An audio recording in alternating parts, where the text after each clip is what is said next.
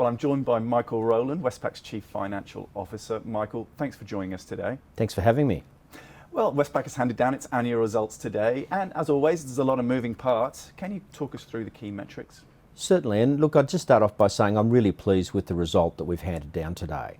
We've seen, particularly in the second half, revenue is up, and the promise that we made to the market around our costs overall has been delivered. Our costs are down for the year by 7% and for the second half by 2%. So a good all-round effort, and in the second half all of our banking businesses grew. And I think that's the first time for a long time that we've seen that. So it's a very pleasing result from our perspective. As we talk to the result to the market, though, there are some complexities this year that we haven't seen previously. We've obviously progressed the sale of a number of our businesses, and that has an impact on our results and makes it a little bit noisy from year to year. We have recorded the loss on the sale of our life insurance business, and that was $1.1 billion, and that's a big impact.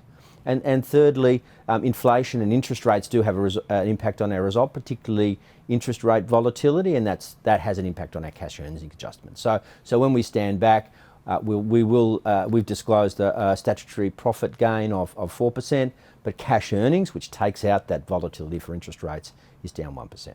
Now, turning to costs, which is always, of course, a big focus for the markets, and we have continued to make progress in getting those costs down, but you have revised your cost target. Can you talk us through what's behind that? Yes, certainly. When we set the cost target, we have made a number of assumptions looking forward, and the world's changed significantly since then. So inflation's a lot higher and has been more persistent. Interest rates are a lot higher.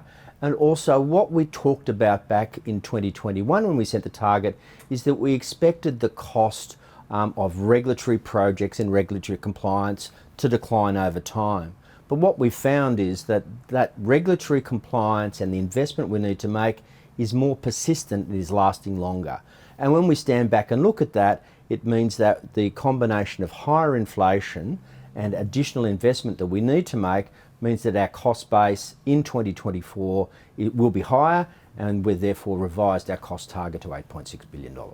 And going forward, what are the areas that you'll be looking for to get those costs down? So when we announced our target, we had some really clear targets for the digitisation of our business, the automation of our business, the sale of non-core businesses. And so those underlying activities that we had in place are delivering. So we will see a smaller corporate footprint. We will see more of our processes digitised and automated, and that's progressing to plan. It's really these additional costs that we didn't foresee at the time that have come through to impact the cost base. And on top of that, as you mentioned, are there any other threats do you see to meeting that target? Oh, look, at this stage, it's our best estimate of where we think a reasonable cost base will be in 2024. The challenge we do have is, as we know, inflation is higher and is persisting longer, and the Reserve Bank came out this week to indicate that they expect inflation to peak later this year. If it doesn't peak later this year and goes on to next year, then that obviously has an impact. And also just how we think about the regulatory environment and how we make the investments over the next few years will ultimately impact our cost base. Sure. So there was an improvement in the net interest margin in the second half, a sign perhaps that pressures are easing on that front. Having said that, we're still in a challenging environment. What's the outlook ahead for those margins? Yeah, so we're really pleased with our growth in our balance sheet and the quality of our balance sheet this year. So we've grown loans across all our segments, and we've also grown deposits as well. But at the same time, in a rising rate environment, it just meant that our margin has increased slightly. So we expect while interest rates to continue to grow, so that's positive for our margin. But what we've also seen, particularly in our lending businesses, the competition in the market remains fierce. People often ask me, when's competition in mortgages going to stop? And I've been in this business for a long time. It's always there and it will persist. So while rising interest rates are beneficial, we're still seeing a lot of competition on the mortgages side. Now, in terms of credit quality, Michael, the credit metrics are pretty positive this year. A sign perhaps that borrowers are so far weathering those higher interest rates and higher inflation, but of course they continue to rise. What are the chances that we do see more pressure emerging on that front in the months ahead? Credit portfolio continues to surprise us on the upside.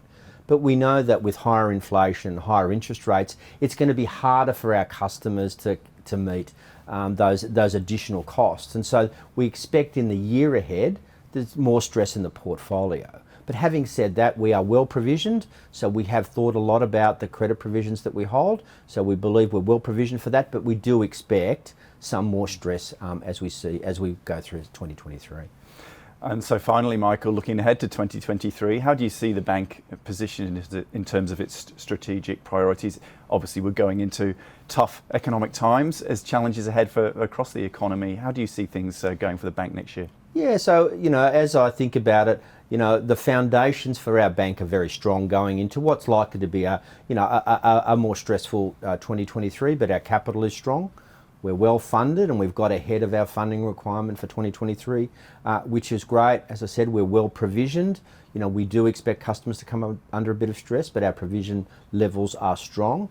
And so as I sit here today, I'm quietly confident that we'll be able to weather what 2023 brings us.